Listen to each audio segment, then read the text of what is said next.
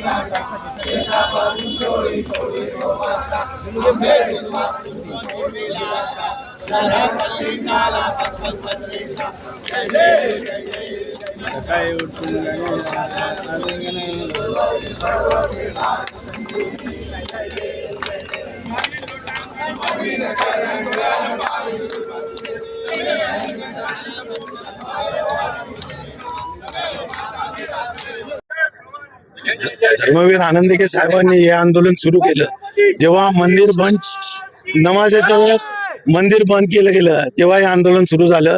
आज त्याला जवळजवळ 35-40 वर्ष होतात ते, परंतु हिंदूंना न्याय मिळाला नाही. अनेक सरकार आली आणि गेली पण न्याय मिळाला नाही. परंतु ज्यावेळेस ईद आणि हे रमजान ईद आणि नवरात्र उत्सव एकत्र आले त्यावेळेला मीच अध्यक्ष होतो. सीपींनी आदेश दिल्याप्रमाणे डीसीपींनी अनुपकुमार सिंह डीसीपी होते आणि त्यांनी मीटिंग घेऊन ही दोन्ही मंदिर पण सुरू ठेवलं आणि नमाज पण झाला. दोन्ही गोष्टी झाल्या. सतत 3 वर्ष झाल्या. मग ते जर होऊ शकतं तर त्याचंच पुनरावृत्ती दरवर्षी करायला काय हरकत होती, परंतु ते केलं नाही. कारण पोलीस प्रशासन, सरकार यांची मानसिकता नाहीये हे आंदोलन मिटावं. जर घटनेचं 25 कलम असं सांगतं एका समाजाला तुम्ही न्याय देताय तर दुसऱ्या समाजावर अन्याय होता कामा नये. तर दुसऱ्या समाजावर अनेक 30 वर्ष अन्यायच होतो आहे. यासाठी आम्ही सर्वांना पत्र दिली. त्या पत्राचं उत्तर पण यांनी दिलेलं नाहीये, पण ती आमची पूर्वतयारी होती. पुढच्या वर्षी 1 महिना आधी आम्ही पिटिशन दाखल करतोय हायकोर्टात आणि त्याचा निकाल 100% आमच्या बाजूला लागेल. कारण घटनेचं जे 25 कलम आहे त्याची पायमल्ली होते. प्रशासनाकडनं, पोलीस प्रशासनाकडनं होते आणि सरकारकडनं पण होते. यात सरकारने लक्ष घालायला पाहिजे होतं. मी मुख्यमंत्र्यांना पण पत्र दिलं, त्याचा रिप्लाय पण दिला नाही. जर ते हिंदुत्ववादी बोलतात तर त्यांनी रिप्लाय द्यायला पाहिजे होता. आणि जे सत्तेत आहेत त्यांचेच कार्यकर्ते आज आंदोलन करतात, ते आमदार आंदोलन करतात. आमदारांनी व्यासपीठावर आपला त्यांना हे आहे विधान भवन आहे तिथं तो शब्द उचलून धरायला पाहिजे होता. ते करत नाही आणि ते आंदोलनात. आणि विशेष म्हणजे लज्जास्पद गोष्ट आहे की जी मिरवणूक त्यांची आली त्याच्यात त्यांनी फटाकडे वाजवले. हा आनंद उत्सव साजरा करणारा हे नाहीये, हा निषेध करणारा आहे, काळे झेंडे दाखवणारा हे आहे इव्हेंट आहे. हा एक निषेध मोर्चा आहे आणि तिथे फटाकडे वाजवणं ही अतिशय लाजिरवाणी गोष्ट आहे. कारण त्यांना हृदयातनं वाटतच नाहीये आपल्यावर काय अन्याय होतोय, आपला काय अपमान होतोय, आपली अस्मिता दुखवली जाते हे त्यांची भावना नाहीये, म्हणून त्यांनी फटाकडे फोडले. आज त्यांना जर निर्णय करायचा होता तर त्यांनी आपल्या नेत्यांना सांगून याच्यावर सोक्षमोक्ष निर्णय लावायला पाहिजे होता, परंतु तो लावला गेला नाही. 40 वर्षानंतर हिंदुत्ववादी संघटनांनी भाजपाला जाग आधीपासून आलेली आहे, परंतु हा इव्हेंट म्हणूनच करतात. दिघे साहेबांचं नेतृत्व एकनाथ शिंदे करत होते. एकनाथ शिंदे आमदार झाले, पालकमंत्री झाले, उपमुख्यमंत्री झाले, नंतर मुख्यमंत्री झाले आणि आता परत उपमुख्यमंत्री झाले. त्यांना जर हा प्रॉब्लेम सॉल्व्ह करायचा असता तर कधीच त्यांनी सगळ्या वरिष्ठ अधिकाऱ्यांची मिटिंग घेऊन ह्याला वाचा फोडली असती. भाजप देखील या आंदोलनात आज भाजपला तर लाज वाटायला पाहिजे. हिंदुत्वाचं कार्ड खेळतात, वेगळी हिंदुत्व आहे यांचं. जर एक मंदिर बंद होतं तर मुख्यमंत्र्यांनी खुर्चीवर बसायलाच नाही पाहिजे. मंदिर बंद कसं राहतं? किले पे वहाँ पे जाने से हिंदू बांधवों को रोका जाता है. कोई कारण नहीं है, कोई वजह नहीं है. हिंदू का मंदिर है, हिंदू के मंदिर में जाने को किसी को रोकना ये गलत बात है. कोई कायदे में इसका कोई कानून में कोई लिखा गया नहीं है. हर धर्म की अपने अपने धर्म की जो भी प्रथा है वो प्रथा अपने मस्जिद में और मंदिर में होनी चाहिए. रोड पे नमाज पठन करना इसको हमारा विरोध है. और नमाज पठन के टाइम हमको हिंदुओं को वहाँ पे दर्शन के लिए रोकना ये सबसे बड़ी गलत बात है. इसके लिए ये निषेध के लिए हम लोग घंटानाद आंदोलन सालों से हिंदू हृदय सम्राट सर सेनापति बाला साहब ठाकरे जी है और धर्मवीर आनंद दिघे साहब जी के नेतृत्व में किया और आज एकनाथ शिंदे साहब इनके नेतृत्व में ये हम लोग आज आंदोलन कर रहे हैं. क्या कहना चाहिए? बीजेपी भी लोग शामिल होने वाले थे. नहीं, हिंदू संगठन कोई भी रहने दो, जो हिंदू है उसमें सब ने शामिल होना चाहिए. इसमें कोई नई बात नहीं है. और सालों से शिवसेना ही ये आंदोलन कर रही है और 16 हिंदू संगठन के लोग भी इसमें शामिल होते. इसके लिए कोई नई बात नहीं. हिंदू है तो शामिल होना चाहिए. ओके.